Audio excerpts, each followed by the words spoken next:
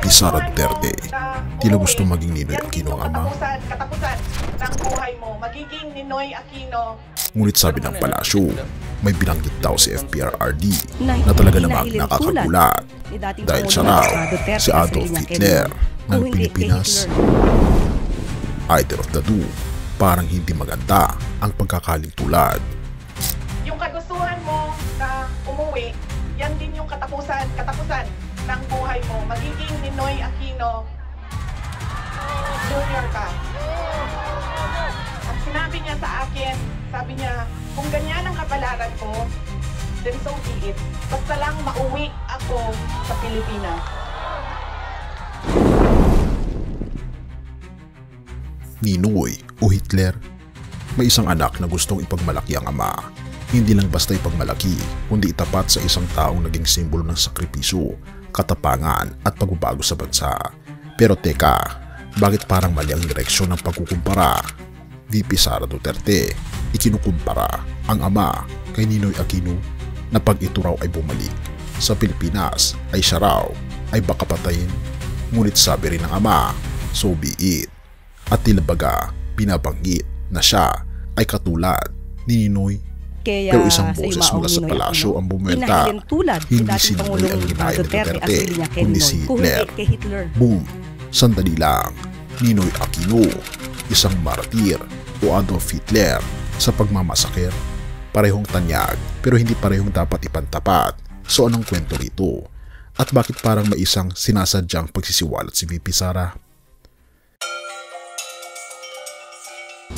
Bago natin ipagpatuloy kaibigan, siya nga pala ang Great Controversy na isa sa mga pinaka-kontrobersyal na libro dahil tumutukoy ito sa mga propesiya sa libro ng Daniel at Revelation na nagaganap na sa panahon natin ngayon bago ang pagdating ng ating Panginoong Diyos ay pinamimigay na namin ng libre sa pamamagitan ng PDF. At ito ay nasa limited lamang na panahon kaya i-click mo sa description sa baba upang ma-avail mo kaibigan ang napaka-importanteng libro ito na magbubukas sa iyo sa mas maliwanag mong hinaharap. Purihin ang ating Panginoong Diyos at tayo magpatuloy. Ginulat ni VP Sara ang publiko sa kanyang pahayag. Pinahayag niya na ang kanyang ama, si dating Pangulong Rodrigo Duterte, ay posibleng patayin gaya ni Ninoy Aquino. Handa siyang mamatay para makauwi, sabi niya. Parang isang dramatic na linya sa pelikula pero may catch. Because nobody was asking if Duterte was Ninoy until she brought it up. But here's the thing, Malacanang was quick to slam the comparison. Hindi lang nila ito tinutulan, tinabas nila ito hanggang ugat. Hindi si Ninoy ang ginaya ni Duterte noon, kundi si Adolf Hitler mismo. Balikan natin ang kanyang sariling sinabi. Ito'y noong panahon, noong 2016. If Germany had Hitler, the Philippines would have me. I'd be happy to slaughter 3 million drug addicts. Oo, binawi niya ito noong 2018 sa Israel.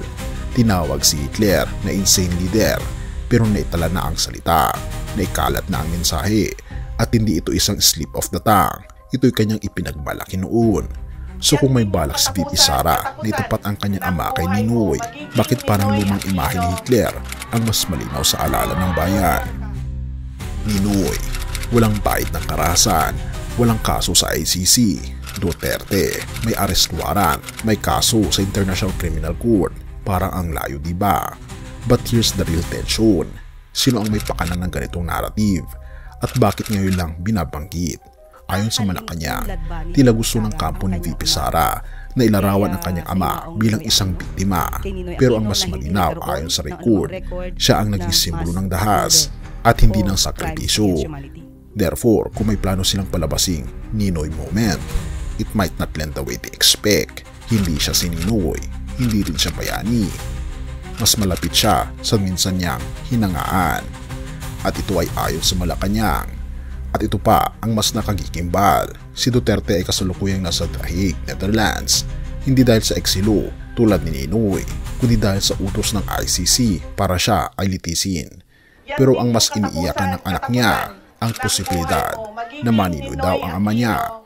Wala namang malinaw na banta, walang ebidensyang isinampa, pero ang naratibo ay sinusubo sa taong bayan dahan-dahan, parang tsokolate na may lason sa gitna. Sa briefing ng Malacanang, sinabi ni Claire Castro, "So napakalayo pong ipakumpara ang dating Pangulong Duterte kay Ninoy Aquino. Mas ninais ng dating Pangulong Duterte na ikumpara ang sarili niya kay Hitler. Di mo kailangan maging political analyst para makita kapag si Hitler ang ginamit mong benchmark, paano ka asang matawag na bayani? Kaya sa susunod na may magsasabing parang si Ninoy si Duterte, baka patayin siya, tanungin mo muna, Ninoy ba talaga ang iniidolo niya noon? O baka may mas madilim siyang hinangaan? Because the line between hero and horror isn't blurry as they want us to believe." Kaya naman kaibigan, kapag nagpakitang bayan ka sa karahasan, huwag mong asahan na mamahalin ka gaya ng martir. But if you walk like a despot, talk like a despot, they don't be surprised if history doesn't call you a hero.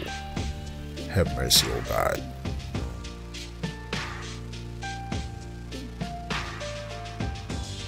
Juan 10:11. Ako ang mabuting pastol. Ibinibigay ng mabuting pastol ang kanyang buhay para sa mga tupa. Sa panahon ngayon, marami ang inaangat bilang bayani. Mga lider na ipinipilit ikumpara sa mga tunay na nag-aalay ng kanilang buhay para sa bayan. Ngunit ang tanong, sila ba'y tulad ng ating Panginoon Jesus na tunay na mabuting pastol? Hindi lahat ng nagpapakita ng tapang ay tagapagligtas. Hindi lahat ng may lakas ng loob ay may pusong handang magsakripisyo para sa kapakanan ng iba. Si Kristo, ang ating Panginoon, ay hindi gumamit ng dahaso para umangat. Hindi niya kinailangan ang takot para sumunod ang mga tao. Sa halip, binaba niya ang kanyang sarili, naglilingkod at nag-alay ng kanyang buhay kahit para sa mga makasalanan. Samantalang ang ilan ay nagmataas at ipinagmalaki ang pagkakakitaan ng dugo ng kapwa.